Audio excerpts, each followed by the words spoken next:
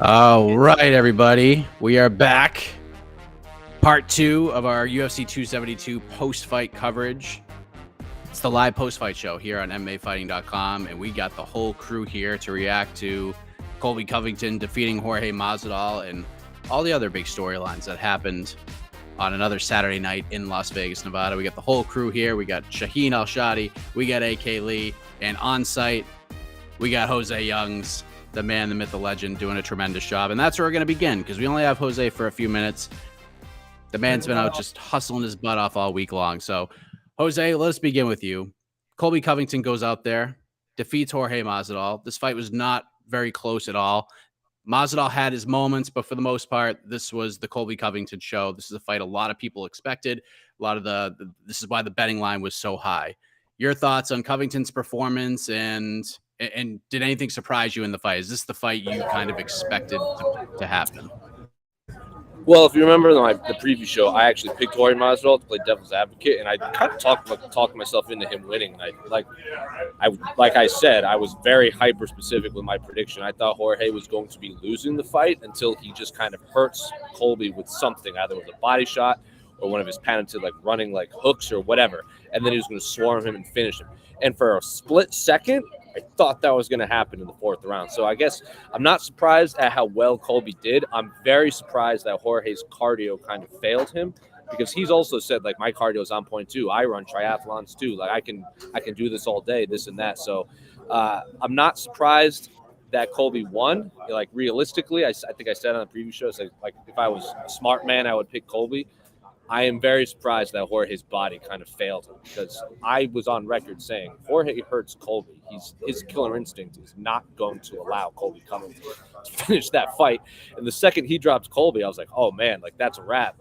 He's going to bum rush him and put him to sleep. I don't think he ran at all. He hurt him and then just kind of stared at him blankly until Colby Covington recovered. So I am very shocked that Jorge Masvidal didn't push the pace more when he hurt him, and his body just seemed to fail him by the time the fourth round started. Yeah, and to sort of build upon that with you, Shaun, that was a huge moment in the fight. Masvidal finally landed that big shot, finally got Covington's respect, finally got his attention, dropped him to a knee. It looked like that killer instinct was going to come out, but he couldn't do it. The energy was not with him any longer. But I actually thought Masvidal's response to the press conference was interesting, that he kind of used his brain. He thought Covington was going to shoot right away and he was going to get ready for a knee and land that. But in hindsight, obviously that was a regret, because he had a small window and he just couldn't get it going. So just your thoughts on Covington's performance, and were you surprised that after Masvidal landed that big shot that he didn't pounce, he didn't use that killer instinct that we're so used to seeing from him? Yeah, I mean, I'll start with the second question first, because I don't in the moment I was obviously surprised, because you see it play out and it's just like, oh, Jorge, this is the moment. This is the one you've been waiting for this whole time. But in hearing his explanation, and also just, in retrospect, now that we have a little bit of time, makes a lot of sense, right? At that point, it's the fourth round. He's been almost drowning basically under this wrestling for 15 minutes, 17 minutes at this point. He's exhausted. And as he said, he's expecting more wrestling to come. He was almost in his own way at that point. But it's unfortunate for him, because that was certainly the moment. And to answer your first question, in regards to the overall performance from Colby, I mean, this was a thorough domination, if we're being honest. From pillar to post, outside of that one shot in the fourth round, this was just Colby Covington's fight the whole way through. And I think when the UFC first booked this fight as a main event, a 5-round main event, pretty much everybody with a Twitter account predicted this sort of reality, right? A cardio heavy, wrestling heavy decision where Colby's going to probably land punches and bunches, take down Jorge, and just really grind him out and make him tired and win a fairly lopsided decision. It's what we've seen from Colby throughout his entire UFC career. Anytime he's fighting somebody not named Kamaru Usman, this is sort of what happens. And it's what, if we're being honest, it's what we've seen from Jorge his whole UFC career, especially at welterweight. It hasn't really been any different. He struggles with high-level wrestlers his whole career. And this one it's one of those weird ones where it played out how a lot of people thought it was going to play out, almost to a T. And I almost don't think we've learned anything new from either man, because again, this is the way Colby wins and this is the way Jorge loses. And that's just ultimately how we saw it play out tonight. There is one person who thought this fight might play a little differently, even going as far as to saying that Masvidal would win this fight by decision. Who was that person? Oh, it was you, my Loud and best friend. proud. It was Loud you. and proud, It baby. was you. Loud and proud. Loud and proud. So by like minute 4 of round 2, like when the broadcast actually came back on your television screen, like what are you thinking? Like we thinking didn't about lose your the prediction, broadcast. are you thinking I'm in Canada. We didn't You lose didn't the lose the broadcast up broadcast. here. We don't have no ESPN Plus problems. Okay. But anyways, so you got to see the whole round play out. So by like the 4-minute mark of round number 2, are you just thinking, boy, my pick is just not good right now. It's not happening. No, because we sort of discussed it earlier in the show that we thought he would definitely lose the first 2 rounds, and then I would hope the tie would like what happened in the 4th round is what I thought could have happened in the 3rd round, where he rocked him and like hurt him, and like and showed some signs of life, but it just happened way too late. As I think as Jose said, he just couldn't pull the trigger after he landed that shot. Colby just his gas tank is so superior. His offense is fantastic. Maybe I'm overselling it. Offense is fantastic. And it just drained whatever reserves that Masvidal had. So by the time the 4th came around, he landed that big shot. I mean, those arms, there's probably just from dealing with Colby's wrestling and throwing a lot. I mean, Masvidal was throwing a lot of punches, but I mean, a lot of those when he threw, man, some of those wild shots weren't landing. And I think anyone who's even boxed a little bit or done any sort of martial arts knows, like, man, if you throw wild and you throw heavy, you really can't maintain that for a long time. Even if you're, a UFC level athlete like Masvidal, he is 37 years old, and again, he's got another guy that he's got to deal with who's digging into those reserves. So yeah, it was really unfortunate to watch. So it actually did almost play out as I was thinking it would. It's just that it happened after the 3rd round, Mike, is when I was like, well, I mean, that's Masvidal by decision out the window, especially since round 3 probably could have been a 10-8. Then you really need to see that finish, which he almost got in the 4th. But again, credit to Covington. He made sure that Masvidal did not have enough left, so that even when he got hurt, he had plenty of time to recover. So criticize Masvidal, sure, but again, Covington, he took this fight. He owned it. So Colby outlanded Masvidal 218-90 throughout the fight. So I mean, a huge discrepancy in the total strikes, significant strikes, 94-67 for Colby. The big number, control time, 16 minutes and 14 seconds of control time for Colby Covington, as opposed to 21 seconds for Masvidal. So this is sort of the fight we expected if it was going to be a Covington victory. Jose, he gets on the microphone. He calls out Dustin Poirier. This is a fight that seeds have been planted for a while. I've interviewed Colby probably like 2 or 3 times in the last year, and he's mentioned Poirier and cut a very similar promo throughout those conversations as well. People are kind of hit or miss on this fight. Where are you at? Do you feel like this is a fight that could be a possibility, or do you think we're going in a different direction with Colby? I have no idea. Dustin seems to want to fight Nate. Nate seems to want to fight Dustin, but at the same time, Nate also wants to fight Conor. But then Rafael dos Anjos also wants to fight Conor. Colby Covington says he wants to fight Kamaru. Kamaru said he also wants to fight Colby Covington. So I honestly don't know. If it happens, I'm going to say, yeah, that makes sense. And if it doesn't happen, I'm going to say, yeah, that makes sense too. So it seems everyone wants to fight everyone. No one is actually making the fight official. So sure, why not? That fight can happen. Dustin Poirier doesn't even seem overly interested in it. So one half seems interested, the other half doesn't. That hasn't prevented the UFC from making fights before. So sure, why not? What do you think, Shaun? Like, are you into this idea? Like, I'll give my take on it in a minute. You don't seem all overly thrilled with that idea, but he seems to want it. And when Colby, I mean, it might take a while to get there. We got Woodley after like a two-year build. We got Masvidal after like a 2-year build. Is this a fight we see like this year, or is this a fight we see in 20?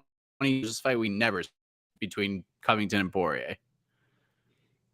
I will be legitimately stunned if we ever see this fight, and particularly next. I think there's no way in hell it actually ends up happening next, if only because Dustin's just not going to do it.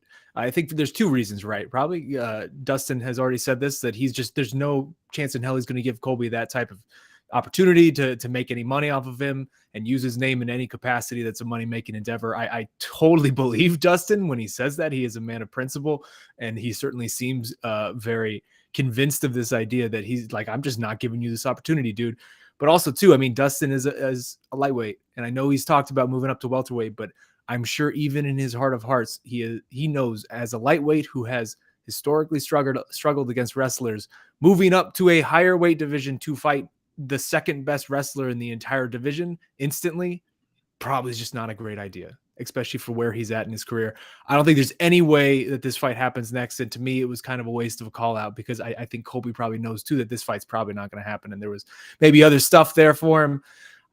Otherwise it's just the reality for him kind of is just doing the Robert Whittaker at this point where he's getting pushed back into this division, is just fighting, all these various contenders at 170 at this point, because the weird like subplot of this whole week and really of this fight in general is that Colby doesn't have a win over an active top 15 UFC welterweight, which is not true anymore. Obviously he beat Jorge Masvidal tonight, but it also kind of speaks to the whole state of this division and how this division has been for the last like 4 years or so, where between these two guys in the cage tonight, Colby and Jorge, we had 4 of the last 5 title defenses represented between them both. I mean, this has been basically a cycle between a 3-man game of Usman, Jorge, and Colby for the last 3 or 4 years.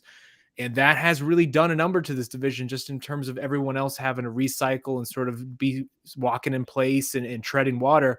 That's not the case anymore. And Kamaru Usman had nothing to do with this tonight, but it did feel as if tonight was almost I don't know how to compare, but maybe like the penultimate episode to like a long running series where obviously Usman still has the belt and these two guys are still active, but we're finally reaching this end of this Masvidal Covington Usman chapter in this division. And Usman, for however much longer he's going to have the belt, he's 34. He has bad knees. It seems like he's talking retirement more and more lately. Who knows how long it's going to be, but it does feel as if a newer era at 170 is about to happen.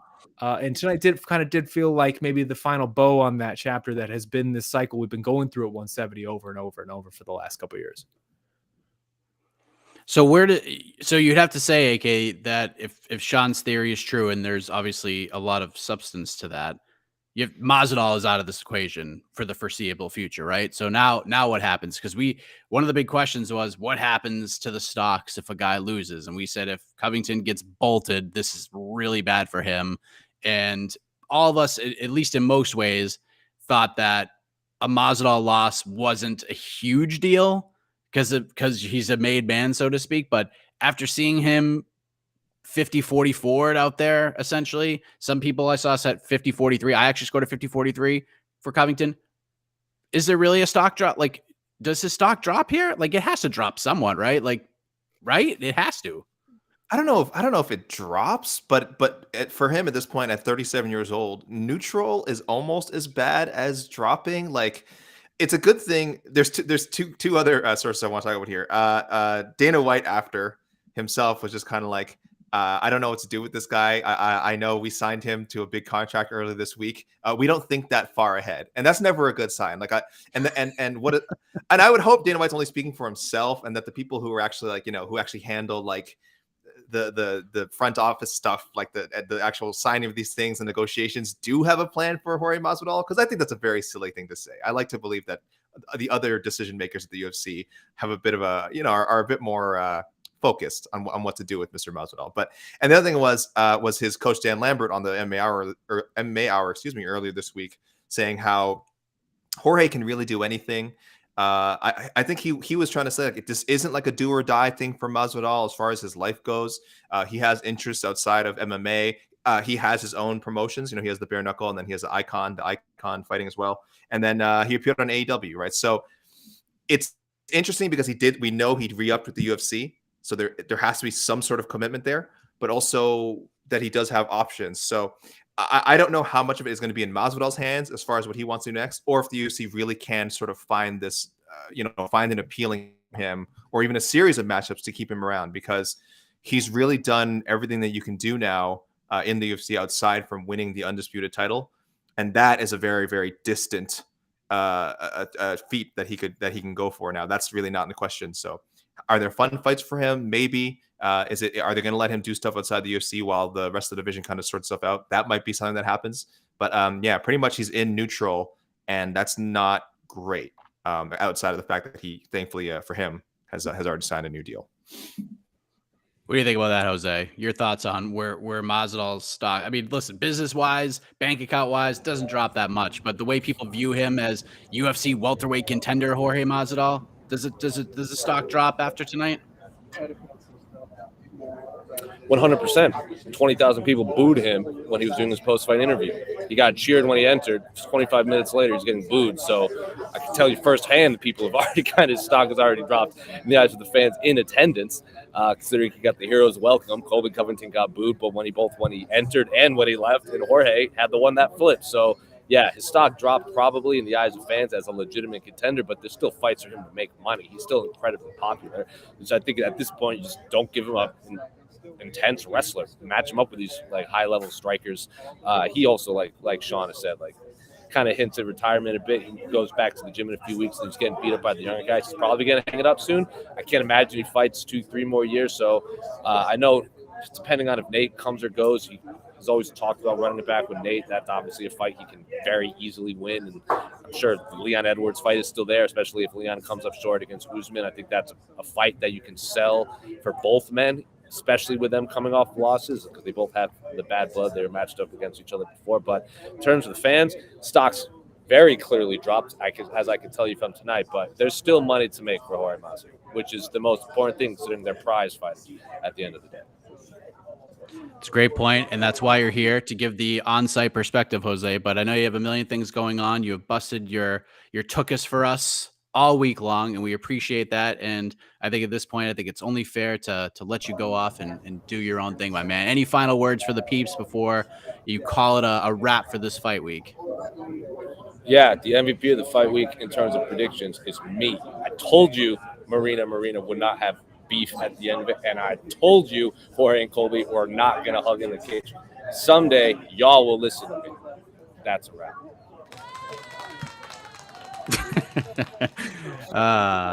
Thank you, Jose. Much appreciated. And, humble as always. We'll humble as always. Humble as always. That's what we love about him. Yes. That's what we love about Unbelievable. We'll continue on with this conversation. Shaun, this was the fight of the night. We got the bonuses. This was the fight of the night. I thought for sure that we were going to get it out of the co-main event, even though it was not a close fight. But when we see guys, when one guy is praised for being so tough and bleeding well, and one guy is just dominant, it's like almost the formula. It's always there that this is the fight of the night. They go ahead and give it to the main event, which on the scorecards is probably a little more lopsided, if we're being honest. So are you surprised that this is the direction they went, that they went Covington Masvidal as the fight of the night on this card? I mean, I'm a bit surprised because it's just the wrong decision, right? Like, this wasn't the best fight of the night. I would say it's probably not the second best fight of the night. Maybe it's not the third best fight of the night. Like, Holland Oliveira was a better fight for however long it lasted. Also, Marina Rodriguez and Xiaonan was spectacular. And you're right, the co-main event is usually the type of fight that would win fight of the night.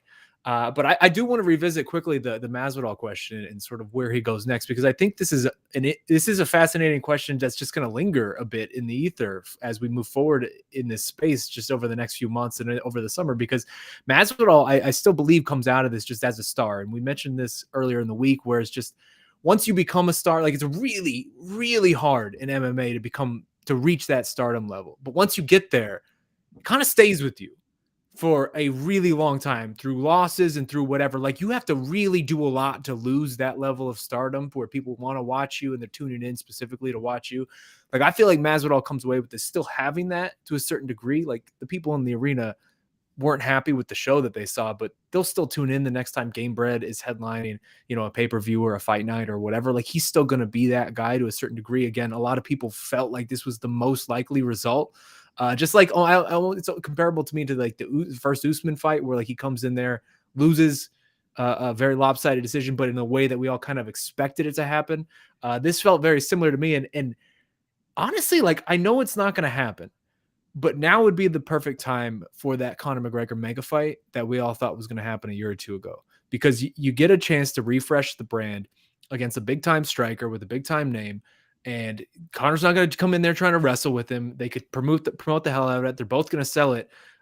It feels to me like now would be the perfect opportunity for that. I just don't think that they're going to do it because I think there's a good chance Connor just waltzes right into a title shot off 2 losses.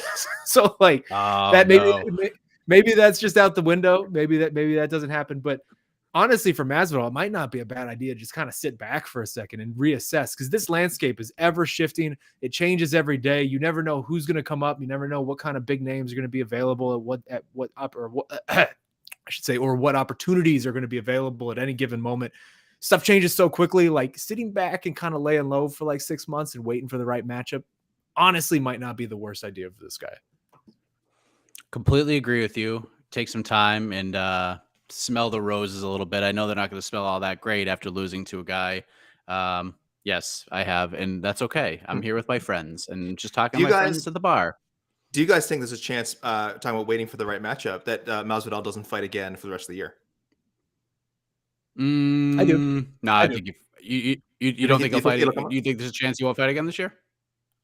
A chance, certainly. I mean, I don't think if it was odds makers, I would say maybe like a 30-40% chance of that. But I think there's definitely a chance that happens, like a timeline where that happens, where again, he's just kind of sitting back and waiting for the right fight. Because if I'm Jorge Masvidal, I'm not just taking anything. Like you're not throwing me in there with Sean Brady or someone like that. You know, like you're not putting me back into the queue and just throwing me against any rando at welterweight. Like it has to make sense. It has to make dollars and it has to make sense. So I think there's certainly a chance you could sit back and see how it plays out for the rest of the year. I mean, there's options. There's definitely options. I mean, I like if Gilbert Burns beats Hamzat, like you could do Hamzat in Masvidal and that will draw. You could do Burns and Masvidal and that will make sense. If Usman beats Leon Edwards, if that fight comes to fruition, it looks like by all accounts, we're looking at possibly July for that one. If Usman beats Leon Edwards, like the betting odds will probably have him favored to do, then you can do Edwards versus Masvidal. We could finally get some settlement to that beef. The 3-piece in Minnesota, someone gets their comeuppance, and that I think you could sell the crap out of that. So he's got options. You could do the Conor fight too. I mean, there's options. It's just timing, opponent, all of that stuff. How are they going to match up? But I agree with Sean. Like Masvidal is not going to fight Shavkat Rakhmonov next. No. Like, that's just a silly idea. Or Sean Brady. Sean Brady, right? I saw some people saying Sean Brady. I'm like, no, that's not gonna happen. Why? That's Why not would you do that? That's not gonna happen. Maybe we get you know what you could maybe do a Wonder Boy rematch. That first fight was kind of close. Like you could do that. I know Wonder Boy's been talking about maybe getting that rematch. You get 2 guys kind of on tough runs. People like both of those guys, so that's an idea as well. But AK and I will give you more official picks tomorrow at 11 a.m. Eastern on to the next one. So Mr. AIM, we thought I've talked about this card for 8 hours. I'm going to talk about it for at least another 90 minutes tomorrow morning with AK as well. So get ready for that. So that is the main event. Still some lingering questions that we will certainly get to answer. But let's talk about this co-main event, AK, because Rafael dos Anjos goes out there, puts a beating on Renato Moicano. And like we talked about earlier, Moicano just showed that grit, his toughness. He's shoving the cut man out of the way at the end of the fight. Don't touch me. I'm ready to go. Just passing all the medical tests, goes out there, loses a lopsided decision. But a lot of people feel like Renato Moicano's stock rose tremendously in this fight. RDA just looked fantastic. So what did you think of RDA's performance and just the grit and toughness of one Renato Moicano tonight? First, I just want to say, producer Casey, did you notice we got a weirdo pop up in the YouTube comments? Someone they're saying he drank too much coffee and he's watching the show now. I saw that. I'm sorry. I apologize. The account right now. Yeah. Can you just I was just ban them just to be safe. Yeah, I think I don't just the name just rubs me the wrong way. I'm gonna do some push-ups right now. Yeah, if you guys do some push-ups. Yeah, listen, the co-main event. So at some point, Mike, I had to tweet my classic "Hello Ariel." I had to tweet my classic line. MMA is supposed to be fun. Props to Renato Moicano for stepping in there. I think we all thought good for him. Some people said it was a no, like there wasn't a lot to gain. I think there was a lot to gain. I think Dos Anjos would have been by far the biggest name he's ever beaten if he were able to pull it off. But just like stylistically, RDA is such a good matchup for him. Again, as far as grappling, striking goes, we saw that one, like that Moicano burst we expected in the first 2 minutes of the fight. We saw it, and I'm sure there were some people who thought, oh well, here we go. This is him showing, youth over the young man taking control of the fight. It looked like he was going to get a choke for like maybe a second, and then we remembered RDA is friggin' RDA, one of the best grapplers of the sport, most well-rounded fighters. Turned it around, and for the rest of the fight, all the grappling was in RDA's favor. So there was a lot. I feel like there was a lot for Moicano to gain, and after seeing how it unfolded, I realized now there actually was a lot for Moicano to lose. I would have originally said it was a low risk, high reward fight. Now we see the risk. When you see a guy take a beating like that, you see the risk. This is MMA. That's the kind of fight, and it went for 2 more rounds than it should have gone. That's the kind of fight that takes years off a guy's life, that not just physically, but I mean, their confidence to be so dominated like that in such a high profile fight. Recovering from that mentally, I'm not a fighter. I have no capacity for like what kind of toll that takes on you. But I mean, it looked brutal as it was happening. Credit to him. A lot of people, I think, thought he won the 5th round. So he certainly battled back, but I guarantee you it was 90% on instinct and what a talented guy he is. It just shouldn't have happened. You could have thrown in the towel after the 3rd round. I would like to think nobody would have complained. Sure, you would have people booing the arena, but you would have done your fighter a big favor. So that co-main was tough to watch at times. As much as I love watching RDA do his thing and seeing the heart of Moicano, for me, hey, I know I'm a big softie. I'm not hard like Air Hawani doing push-ups in the middle of the night. It's 3 a.m. on the East Coast, and this man's putting in work. But it was tough to watch for me. I didn't love it. I understand actually why it didn't win the fight of the night, though that would have been a nice bonus for Moicano, who I would like to think they gave a bonus anyway. But let's not do that again, UFC. If it is I'm glad they saved a fight. Let's make it 3 rounds next time. Moicano's corner. Let's monitor his health a little bit closer. Good for RDA. Great win. Reminded people that he's still on another level than like 90% of the fighters in the world. But man, not an enjoyable fight overall. Yeah, in hindsight, the 5 rounds was a terrible idea with the replacements. It just was an awful idea. And this is kind of the reason that I didn't like the idea of Terrence McKinney or somebody like that being put into the slot, because if Terrence McKinney goes in there, not saying he can't go out there and just blast Dos Anjos, and what a huge moment that would be. But if a similar performance happened and he took a kind of beating like that for 25 minutes, like that can stunt your evolution in the sport real quick. And some fighters just can't come back from that. So I actually like McKinney's new fight against Drew Dober next week. I think that's a great opportunity. It's a better stylistic fight for him, and I like it a lot. So Shaun, what are your thoughts on the corner? Because I have to say, and we crap on the referees and the some of the officials and people in this sport, like outside of the cage, like the judges, but I got to say, Mark Goddard, A++ for the way he handled that entire situation.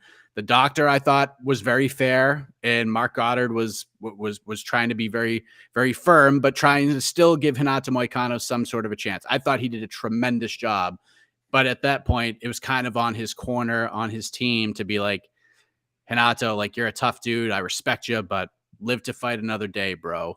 What did you think? Were you hoping to see the towel thrown? Do you understand why people are suggesting that, why the broadcast is making such a big deal out of that? Or is it a little bit overblown? Well, first of all, it's not overblown at all. And I want to start by first just giving major credit to Rafael dos Anjos, because I believe major credit is due to him, because this is a man who handled a really tough week like an absolute professional, like the professional he's always been, if we're being honest. I mean, 16 months was just way too long to just not have this guy in our life. It was good having RDA back. He looked remarkable. He looked so good the whole way through. I know he called for the Jorge Masvidal fight for the BMF belt, and that'll never, ever happen, just because that's not the type of fight Jorge Masvidal is going to go into. But when you look into RDA's resume and the strength of schedule this guy has since like 2013, 12 range, like, you're not going to find many veterans, many names that are more deserving of a payday like that, because that dude has been fighting all comers the whole way through this entire way, and this week was no different. And again, you have to give tons of credit to RDA, the way he handled all of this, and for an absolutely dominant performance. That being said, of course that fight should have been stopped. The fact that it wasn't stopped, I mean, if this was boxing, that fight would have been stopped by someone, whether it was the referee, a doctor, whether it was Moicano's corner, anyone, by the end of that 3rd round.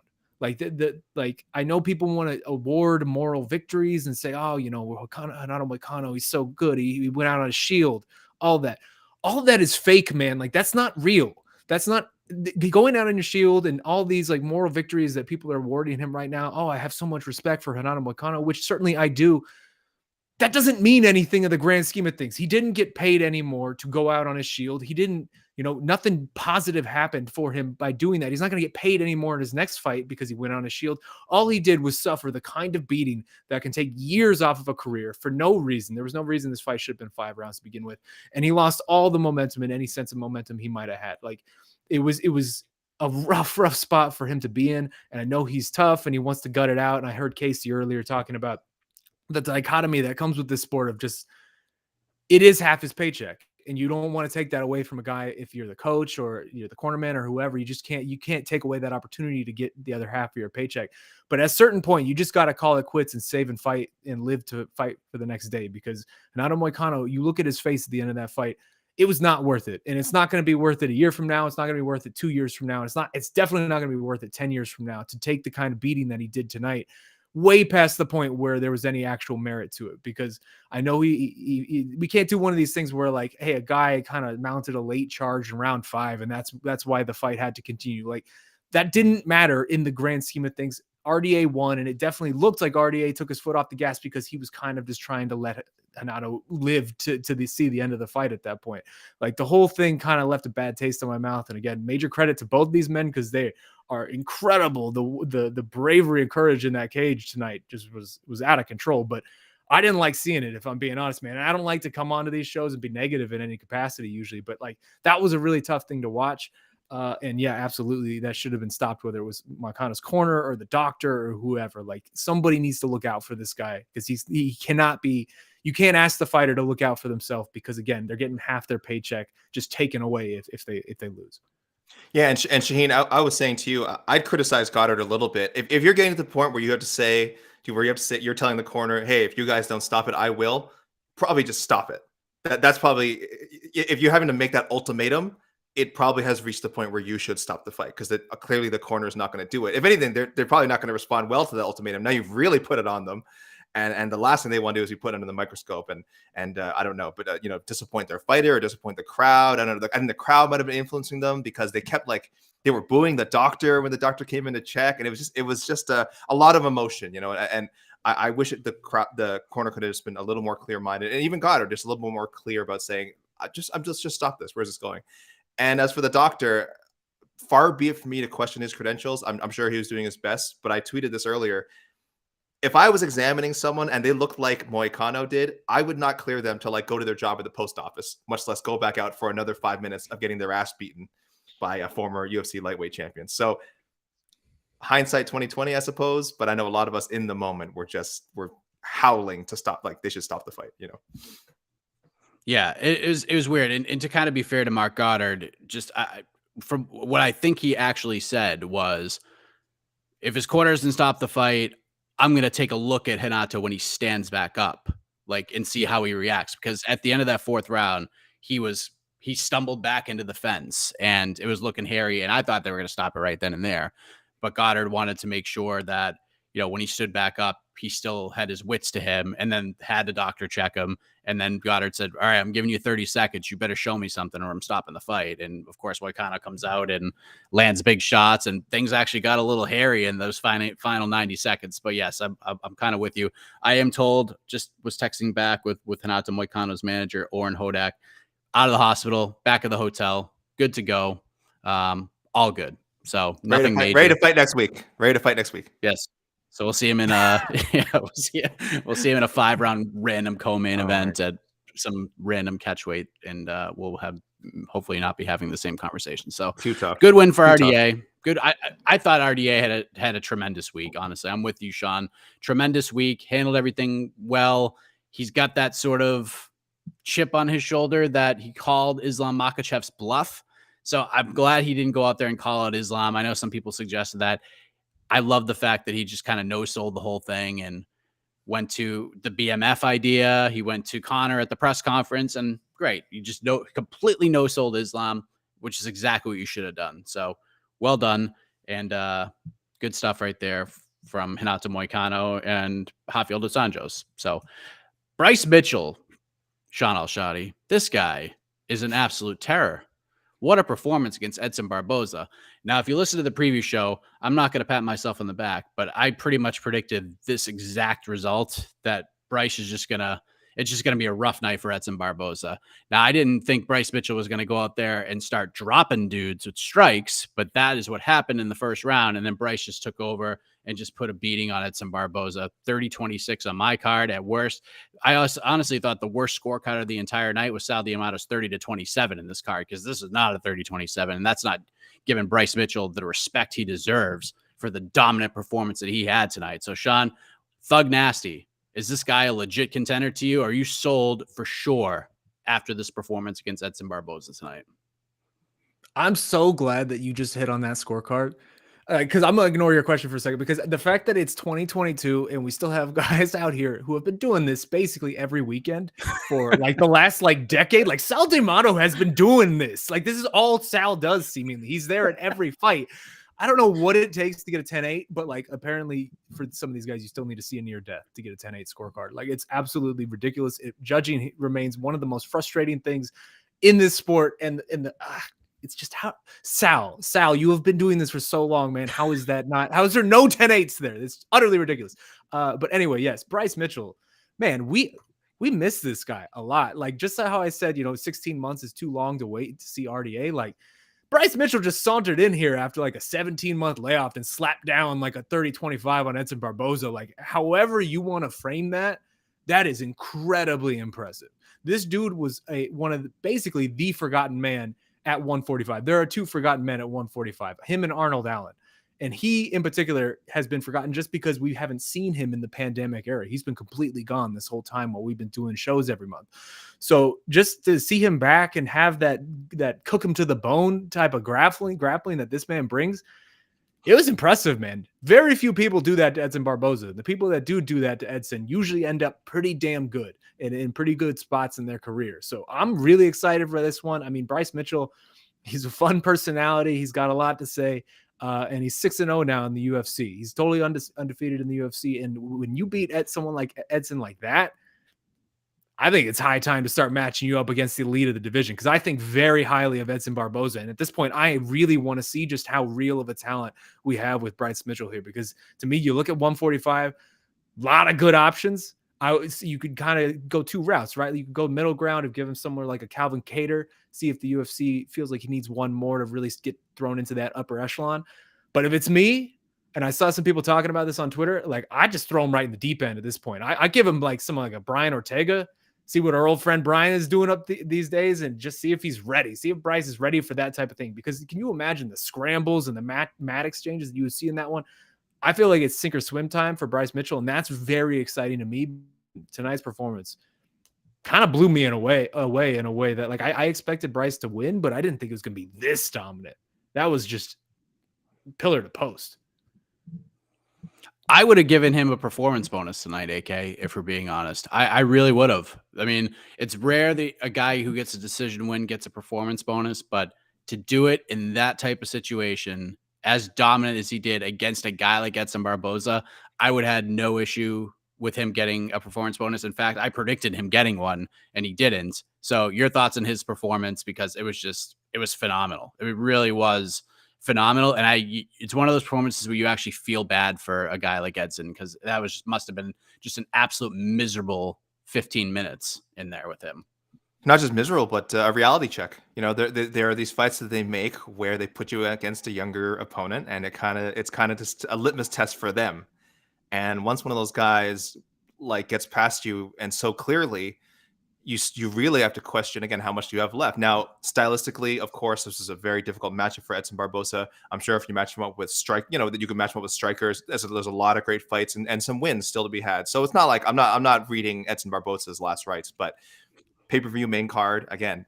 He's Barboza still a top 10 ranked guy, or at least a top 15. I know he was 13th in our rankings. Well, he lost that spot now. I'll tell you, Bryce Mitchell really jumps up.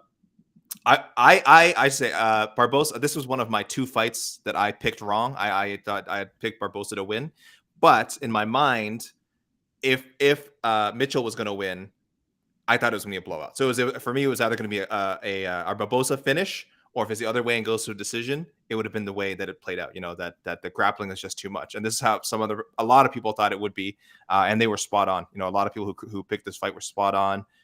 The way What a humble brag. What a humble brag by way- AK. I'm sorry to cut in, but what a humble brag. This is one of the 2 fights of the whole card I picked wrong. Just slipping that in there. Let me put it more accurately. I picked 11. See you. I see what you're doing. I picked 11 out of 13. Well, if no one else is going to give me credit, then I suppose I should. I picked 11 out of 13 fights correct. Dominated the MMA fighting picks, should be said. Dominated. Thank you. Please, thank you. Dominated. Say dominated. Mike, a distant second, just barely hanging in there. A distant second. He got 10. Yeah, I mean 10. Really, anybody can. And I got it robbed. 11. And I kind of got robbed of a decision too. Oh well, let's not blame the judges now. Listen, picks are picks. All right, picks are picks. But yeah, I mean, look, Bryce Mitchell's grappling is just on another level. Like they said, he's not a single takedown guy. He's not and he kind of hurt Edson on the feet too. First, it was almost looked like we were going to get a club and sub, which is another possibility that some people have thrown out there. So really, just a sterling performance by the guy. He cut a very good promo after. You're going to get a lot of points with people when you announce that you're giving up half your salary, which I think he said would have been $45,000. Dana White said later in the evening that he told Bryce not to do that. He's going to handle the payment to the charity for him. But Bryce insisted that he's still going to give something to this charity. So overall, just really one of the best. He's come back from a pretty long layoff and could not have come back in a better way, beating a veteran, beating a ranked guy, clearly placing himself not quite in the top 10, but right near it. And as Shaheen says, poised to get himself a big name for his next fight, and a big current name, not necessarily a veteran that's on their way down, where Barbosa kind of is. Like I said, he's probably out of the rankings now. Maybe a top 10 guy in one of the toughest divisions in the UFC. So I do have a poll, guys. I like polls. You guys might have been right. I do enjoy polls. I'm a fan. I've been known to take a late night poll every now and then, and so I asked who was the biggest star of UFC 272. Colby Covington is number 1 right now at 56%, but Bryce Mitchell right there, 30%. So he's right behind. Very, very close. Colby Covington would be the obvious answer as a main eventer. So for Mitchell to even register in that question, I think that's a big deal. Also, yeah, let me just Bryce, add very quickly. Bryce Mitchell, credit to him for circumventing the Nevada Athletic Commission and all the nefarious things going on there with hiding the salaries from us. Just coming out and telling us like, hey, I'm getting 45 and 45. That's like the first salary we've gotten from Nevada in like a year plus. So hey, Bryce Mitchell, more of that. Like, let's keep that coming. Let's keep some transparency in this game so everybody wins. Wait, Shaheen, you're not enjoying fighters saying like, "Oh, I'm now in the top 5. I'm now in the top 3, highest paid UFC fighters," and not providing any number or estimate. You're not enjoying that. You're not loving that. You mean them saying it while their manager is actively saying like, "Hey, it'd be really helpful for everybody in the sport if you guys would actually say the number." No, yeah, I'm not enjoying that. Yeah, I have a feeling Bryce is not going to be making 45 and 45 his next fight. I know he just signed a new deal, but I have a feeling he's going right back to the negotiation table and getting some more money for his next fight. I think that's an absolute no-brainer. Nobody's stock on this entire card rose more than Bryce Mitchell. And if you watch the post-fight press conference, especially on the East Coast, you got a little Sunday sermon from Reverend Bryce, and I thought that was some good stuff. So great win for him. Kevin Holland, impressive stuff. That was a fun fight. I'm sorry, Stephen K is just out here cracking me up at 2 a.m. I can't hold this in anymore. that was an excellent call. Yes, Kevin Holland, great win. Sergey Spivak. I don't know if Greg Hardy is long for UFC octagons any longer after that performance. That was the last fight on his deal, and I think this is finally the chance the UFC has for a clean break, and we'll see what happens. I'd be shocked if we see him fight in the UFC again, but it is the UFC and stranger things have happened. I mean, real quick, let me throw it out there. Over under 1.5 months before Greg Hardy says that Sergey Spivak is scared of him and fought scared and wouldn't accept a rematch. What are we thinking? Over under? Under. Oh God, dude. By Tuesday, that already have an happening? Instagram post about it. Yeah, let me check IG real quick. Hold on. And then by Wednesday, he's going to call out Deontay Wilder again. So, I mean, just silliness. Just absolute Hardy silliness. was protesting the stoppage. And frankly, I was too, if we're being honest. I actually did too. I also, Oh, I'm sorry. That's mean. That's Oh, mean. yeah. That's mean. The That's mean. so-called Prince of Positivity. I that don't you've want to become. see anyone harmed beyond what is necessary in the octagon. Come on. Oh man. And then I want to give a shout out to Marina Moroz as well, because she got herself a performance bonus. A+ night for her all around. I mean, that was an impressive display of grappling, of control, and then finally getting the stoppage win over Maria Agapova. It looks like the hatchet is sort of buried, but obviously more important things going on than a rivalry between former teammates and allegations and stuff like that. More important things going on in the world with Ukraine and Russia. And Marina Moroz wore the flag proudly, got a big win, gave that country a little bit of a boost in just a really tough time. Shaun, your reaction to Marina's performance, the post-fight interview, the scrum, everything she did tonight, because it's not all good in Ukraine right now, but they got a little bit of hope, a little bit of positivity, and a little bit of a boost from Marina Moroz tonight. Did they not? No, I mean, absolutely. I mean, I know we joke around on these shows and we like to keep it light, but that was incredible. Like, that was genuinely incredible what she was able to pull off tonight, this week. Like, we on these type of nights where it's the pay-per-views, like, I know we heap superlatives on fighters and athletes like just candy, right? Like, we just wax and poetic about like bravery and courage and all these, buzzwords, that cliches that maybe mean something, but they don't actually mean anything. But like what Marina Moroz just came in and did this week with everything that was on her mind, like, that is a level of strength that just like I can't even actually possibly begin to fathom or comprehend. Because like what's on her mind right now, and she was talking about it afterwards with reporters about how she's basically stuck half a world away watching the ruination, the destruction of her homeland, wondering, is my family okay? Is my mom going to be okay? She's talking about how many of her friends have died over this whole conflict, holding back tears through all of this, and to be able to come out there and really put together a performance that's probably like one of her best all-around performances in the UFC, coming in off a 2-year layoff at that, like everything that combined and coalesced to make this week for her, like that is next level toughness, next level strength, next level courage, bravery, like whatever you want to throw in there. Like, that is it, man. That was the single most impressive thing that we saw tonight. If we're just being honest and putting everything out there, like that was the smartest thing that Henry Cejudo's ever said, when I think he tweeted something like, there won't be a more impressive performance at UFC 272. Like, that was it, man. Like, here's hoping Marina Moroz's family, it makes it out okay, like everything ends up fine for all of her loved ones. But my God, man, like that was utterly incredible. And sometimes like fights are just bigger than fights. Makes sense. Like, some fights can feel like they're a random fist fight, and some of them feel like much bigger than that. And that actually tonight actually felt like this was a much bigger one. And I appreciated Joe Rogan just giving her the mic afterwards and letting her say whatever she was going to say, because that really was her moment. And I thought she did amazing considering the circumstances, man. AK, this is a woman who's been through a lot, and not just what's going on right now and things that she basically has to get second and third hand from all these miles away, because the reason she hasn't fought in 2 years is not because of injuries and not because of things like that. It's because she was there and she couldn't get the paperwork to get over to the US because of COVID and travel restrictions and visa stuff. Like, it took her a long time to even be able to get back to the United States.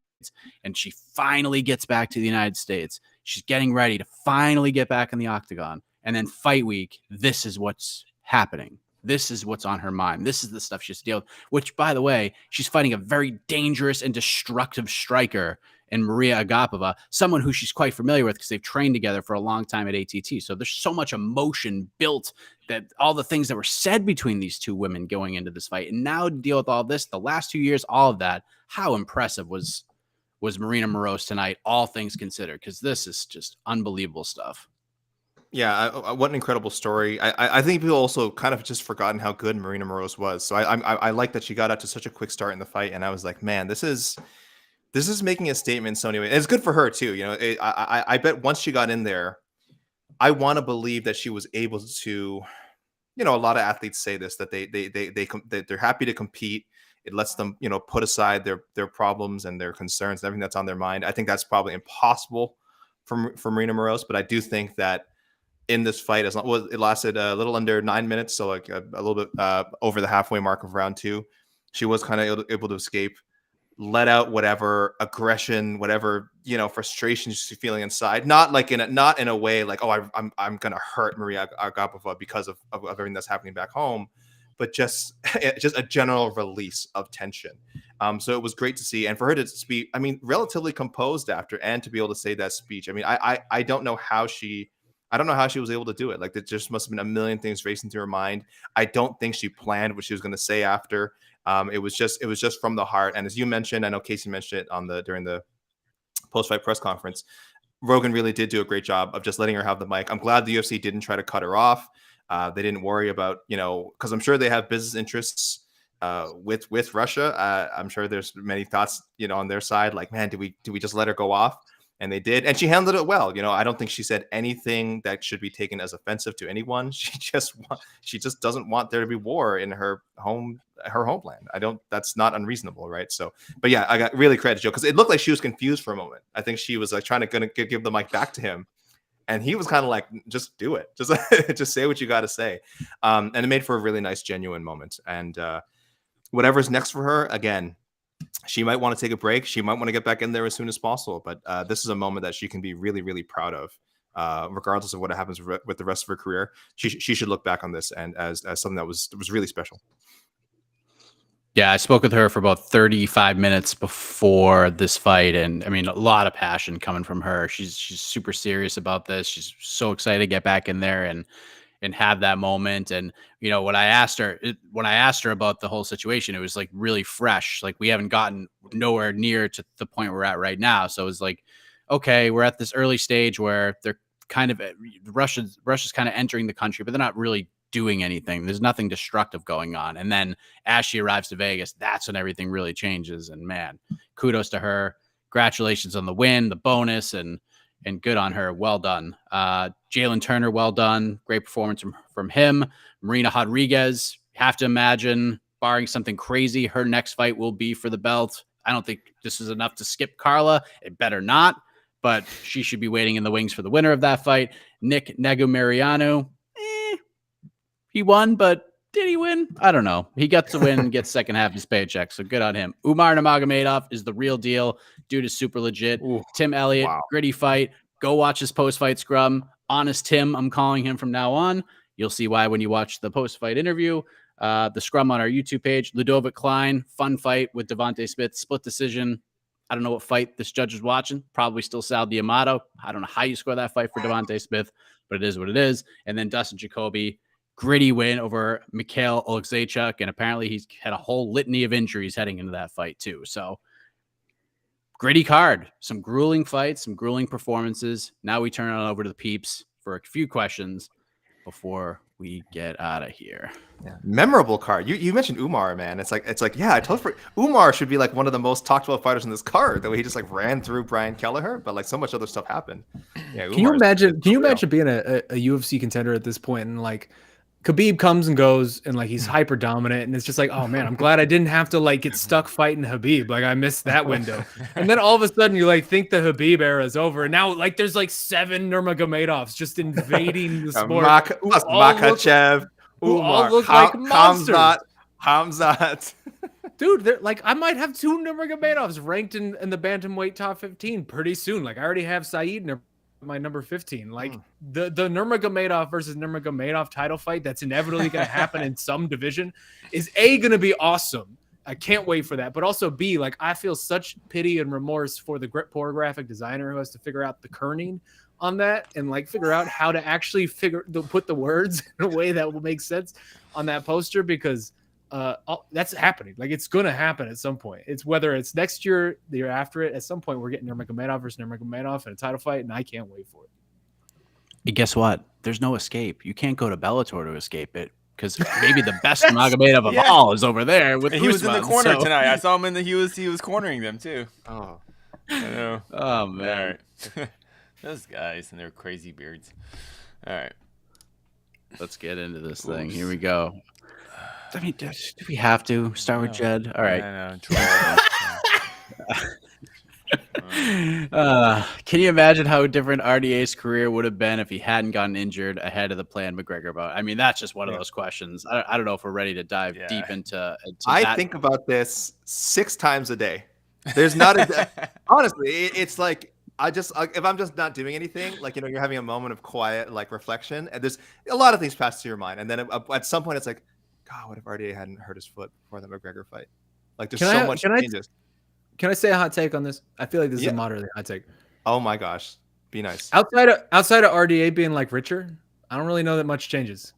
Like if you go back and put yourself in that spot back in the day, like I would pick RDA to beat Conor on most nights, but like back then at that point where Conor was like just coming off of Jose, like there was real aura around that guy, and the way that event was being built up, like it was a gigantic event, the likes of which RDA had never even come close to being involved with. Like I really feel like Eddie Alvarez is a legitimate legend, first ballot Hall of Famer, and the moment was too big for him. Like if the moment's too big for Eddie, moment's probably going to be too big for RDA too, and I don't know that fight goes any differently if it's. But who Eddie wasn't too big for was for Nate Diaz. I think more than Conor, it was Nate Diaz's life that changed. Yes, it's the dominoes, right? It's the dominoes.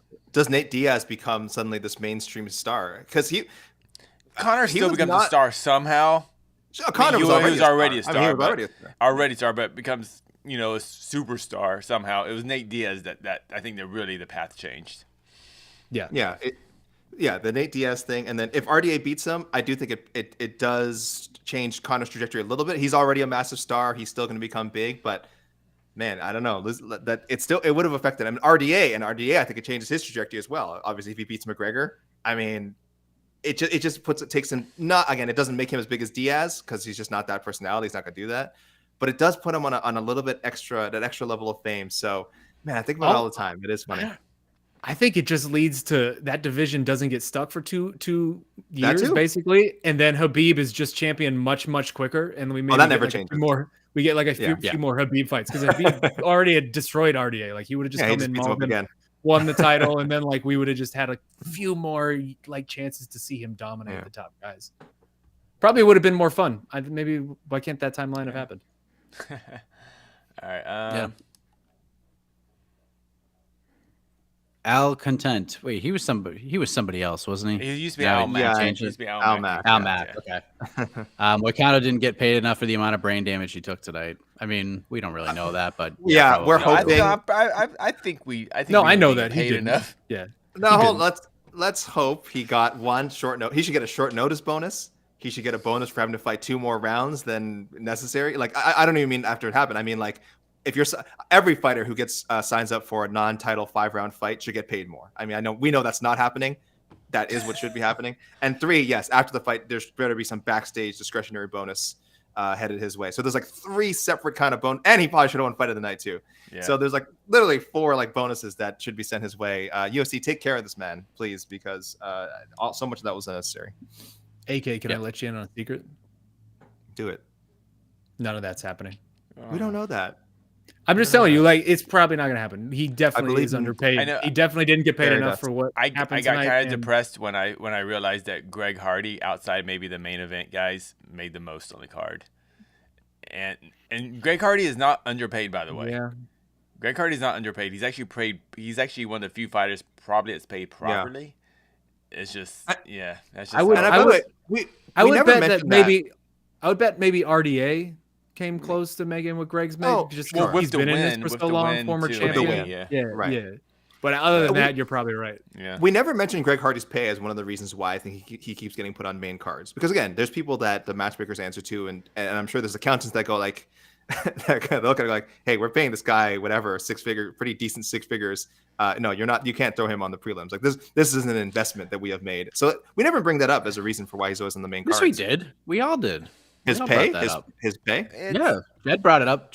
Waxed poetically for like 10 minutes about it. Well, that's a big part I don't think it's the pay. You said Jed brought it up. That's a faint buzzing already. That explains why I didn't. There's a lot of reasons. Andre Arlovsky makes a nice chunk of change too, and he's a prelim fighter. That's true. Yeah. The salary doesn't really go into the card placement that often. But real quick, I think they put him on the main card because they feel like people want to see Greg Hardy. They've always felt like people want to see Greg Hardy. Like this is not changed. Over the last several years. They have consistently been on this thread. Sergey Spivak. Can we talk about Sergey Spivak instead? I was about to say that. The guy who won the fight. Sergey Spivak, well done, great performance. Did exactly what you needed to do.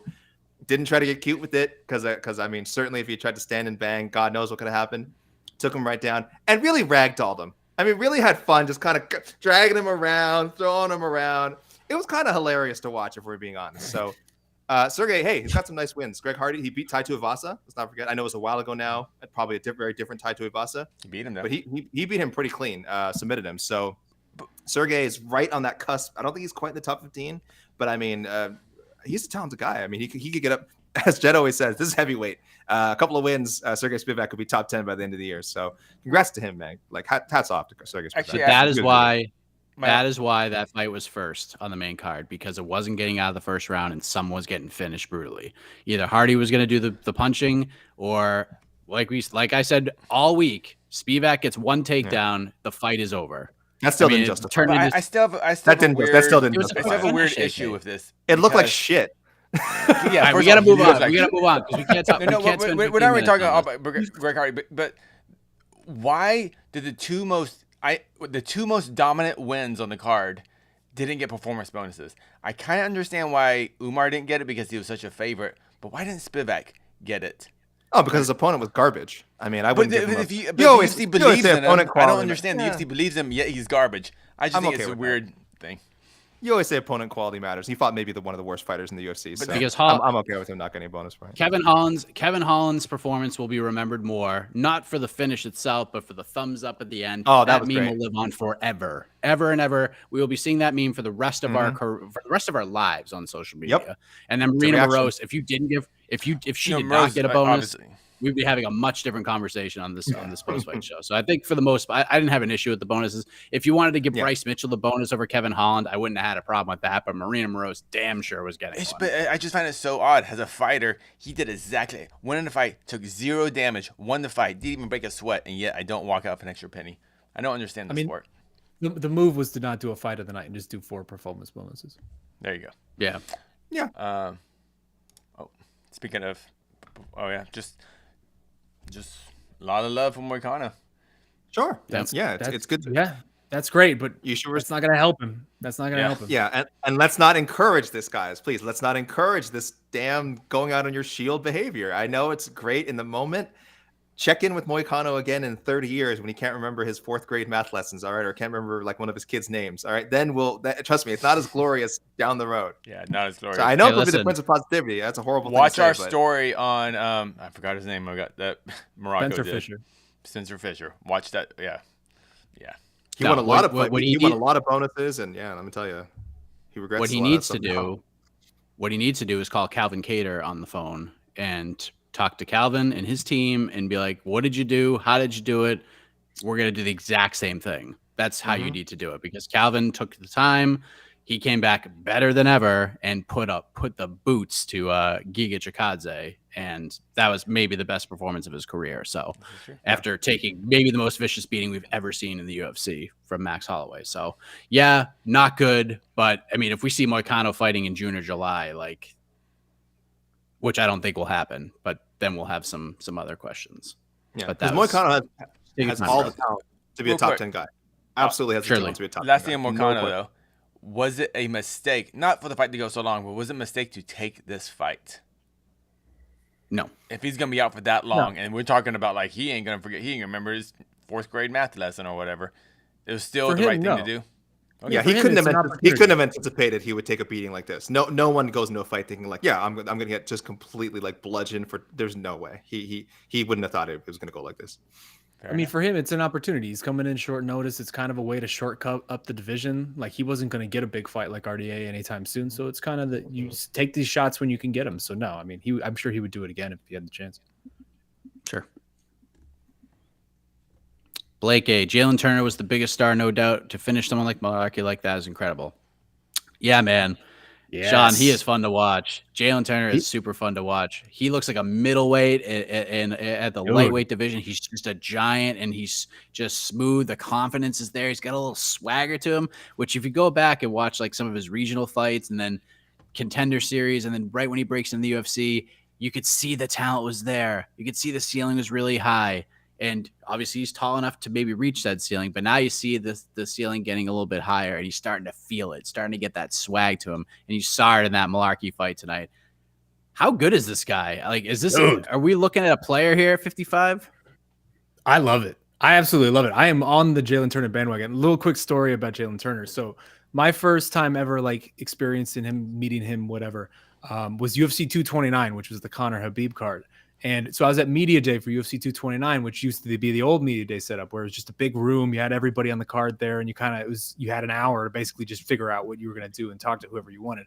And all the main players in the room had really long lines, and we had people working the lines for them. So I was like, I'm going to go walk around, talk to some other people, just see if I can find a cool story. And I come up to Jalen Turner, who's making his UFC debut against Vicente Luque, of all people. Like, Jesus Christ, in retrospect, how rough of a UFC debut is that? And I don't know anything about him, so I just start talking to him. I'm like, oh man, Jalen Turner, like, why do they call you the tarantula or whatever it is? It's the tarantula, right? Yeah. Why do they call you the tarantula? And he tells me this story about how he had 200 tarantulas at that point. But he tells this story about how at one day, like he lived at his mom's place at that point, and one of the tarantulas had babies.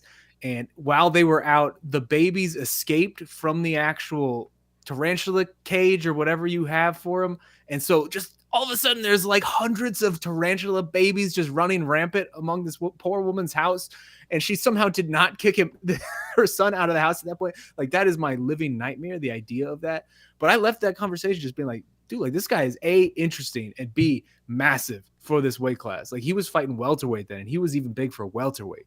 And the fact that he's able to make lightweight consistently, he is so long, he's so rangy, and he's dangerous, dude. Like, these last 4 fights, he's looking like a problem at 155. And I don't know how long he's going to be able to make this weight, because he's obviously still real young. He's 26, but like, however long he's able to make this weight, like, I am incredibly interested to see where he's at in like a year or two, because he could be a real contender in this division, it looks like. And he's just dangerous. Like, he is just going to spark dudes out, submit them however it takes. He's going to get people out of there. And I love it. I love his gimmick. He kind of looks like a spider in a weird way because of how rangy he is and the hair and just everything. Like, I am so in on it. I absolutely love where this is going. Yeah, when he was just coming up, like a lot of the top fighters were talking about, and this is when I was like just breaking into the business. I was interviewing fighters like on the California regional scene. And they all talked about Jalen Turner being such an integral part of their training camps, and it was just amazing. Like, I know Michael Bisping's talking about Jalen Turner helping him get ready for the Anderson Silva fight. Yeah. Like, he's that guy, and now he's doing it himself. He's got the skills, everything's catching up, and yeah, this dude's legit. The weight cut worries me a little bit. The discipline, which he kind of admits himself in his post-fight interview, like he's like, I like to eat food, I like to eat cookies and cake and stuff like that. Like, so the weight cut's tougher. Like, if he kind of gets that Kevin Holland to him, where he's just like, all right, I guess I got to be a professional athlete now, I think he's going to be fine. But he's huge, man. He's a massive guy, and he doesn't really want to go to 170 just yet. So he's going to have to keep dealing with these weight cuts, and he's going to have to figure out a way to make him as easy as possible, because he's getting up there. How old is he? I mean, 27. He's 26 right now. He's 6'3". And so it might just be like a Conor situation where, like, Conor at 145, like, you knew his days were numbered at 145 when he was there. Like, the way he was making the weight, you knew there was an end point to this, and you just need to like be able to get as far as you can get before you reach that end point. That kind of might just be where we're at with Jalen, where like I'm just throwing it out, but like he has 4 more fights before this suddenly can't work anymore or something like that. So for him, it's probably important to be able to make this as far as he can before he reaches that point, because it does feel like his inevitable destiny is going to be at 170. But dude, he's such a big lightweight. Like, he's James Vick size, but it seems like he makes it pretty comfortably right now. So I don't know. I love it. Again, I always wonder, he's a dangerous man. How guys like him, he went 2-0 in Bellator, had 2 wins, 2 finishes, and yet Bellator didn't re-sign him. Whatever. I'm always kind of all right. Kevin Holland too, right? Kevin Holland had some Bellator fights. Yeah, I think sometimes they just lose track of guys. Like those guys, those guys that they sign just to sort of fill in their prelim. I think they just lose track of them. Yeah, I don't think they always. They sign it's one fight deals, right? They usually sign a one fight deal at a time, and you just forget. Guys fall through the cracks. All right. Take a few more. Ash is saying, Bryce Mitchell, I'm sold, and I'm from Australia. What do you guys think is next for him? Ortega. Sean likes the Ortega idea. Ashley, tune in 6 hours and 43 minutes from right now, and AK and I will give you that answer on this very page. Okay? Ashley might be back to sleep by the time our show actually starts. It's like a 14-hour time difference, right? Well, it'll be a video. go You can back watch and it later. listen Yeah, exactly. It'll be a podcast, That's right. video. Sandy fam, I was waiting for this question to come up. Yan Xiaonan, Marina Rodriguez fight. A great fight. It was a really good fight. Maybe the fight of the night. AK, yeah, wouldn't have been shocked. What did you think of it, AK? Wow. There's a little bit of arguing on social media. I thought Marina won. I have to say, but me and Jed were doing Twitter Spaces, so I will admit I wasn't 100% watching it. But from what I saw, it seemed like Marina won the second, won the third, but lost the first. That's how I scored it. What say you? Is that how you scored it as well? Yeah, I had it for Marina, but the second round was close, and I think the argument for Jan is that she looked like she was landing. She landed a few of the heavier shots. There was moments where she landed like she was doing this throughout the fight, which is landing these really big bombs. I do think, but I think Rodriguez was giving as good as she was getting. She certainly had the significant strike advantage in the second and third. Not that that's how you should count fights, by the way, but I mean, if you want to talk about a close fight, that is one decider. Like, I don't think the strikes it's split right down the middle. You can Split see right down the middle. I had it for Jan. I had it for Jan. Even though I picked Marina coming into this, and I had it for Jan. But thank goodness. Clearly looking at this, it was close. Thank goodness for Marina. I mean, what a banana peel that would have been to slip on to lose to a really tough fighter in Yan Xiaonan. A fight that some people, again, a lot of people just said Marina is, ready to be the number one contender. I know she lost to Esparza, but that was a very controversial fight.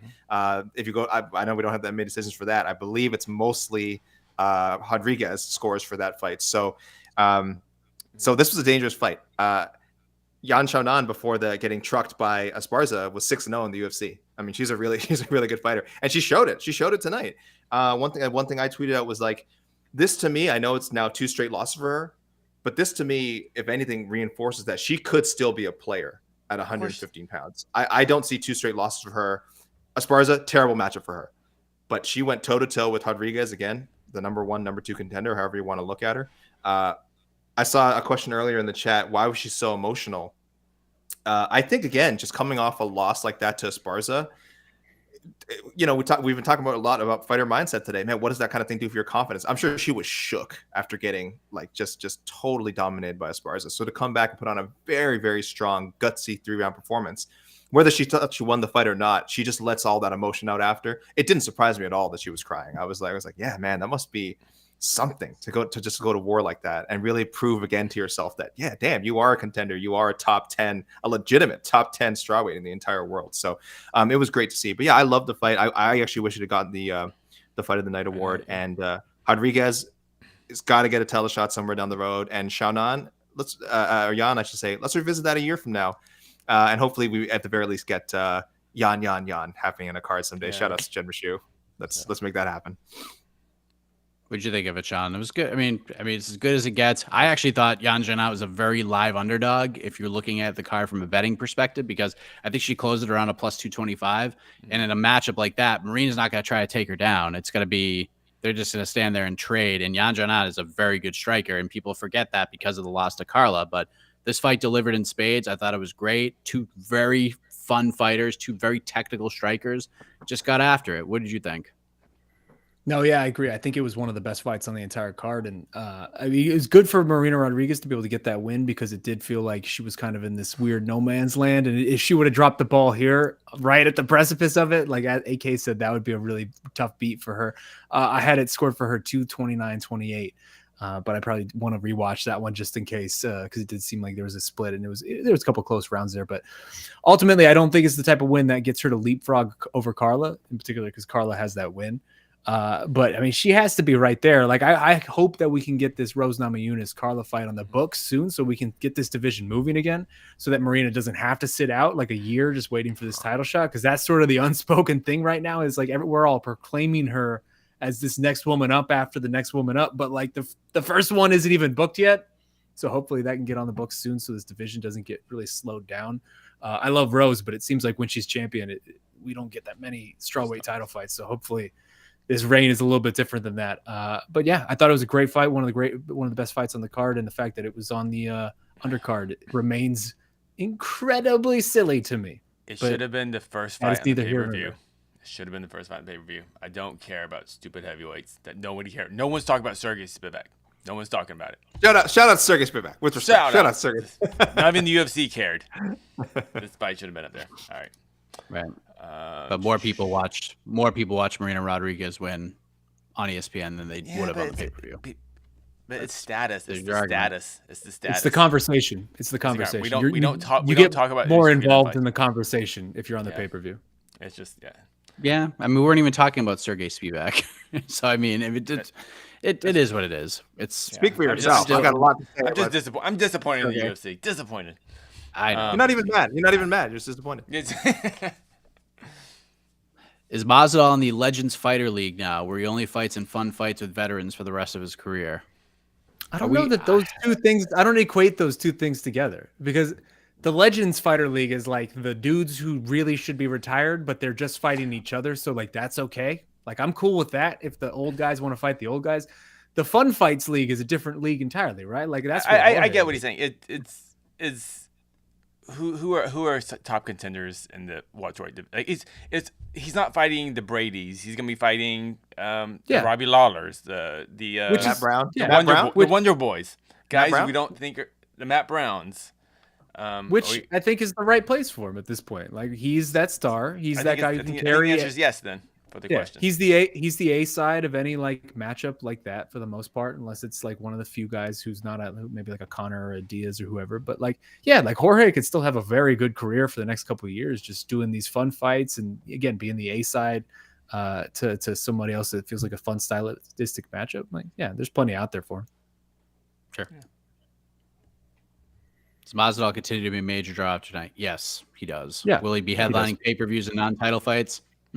Probably not. Probably not. Will he headline fight nights or be a co-main event on a big card? Absolutely. Yeah. Will we see him fight Jake Paul soon? 100%. Yeah, like I said, as long as Masvidal didn't get finished tonight, and like he was never in danger of even getting finished. He got dominated, but not finished. So I think he's fine.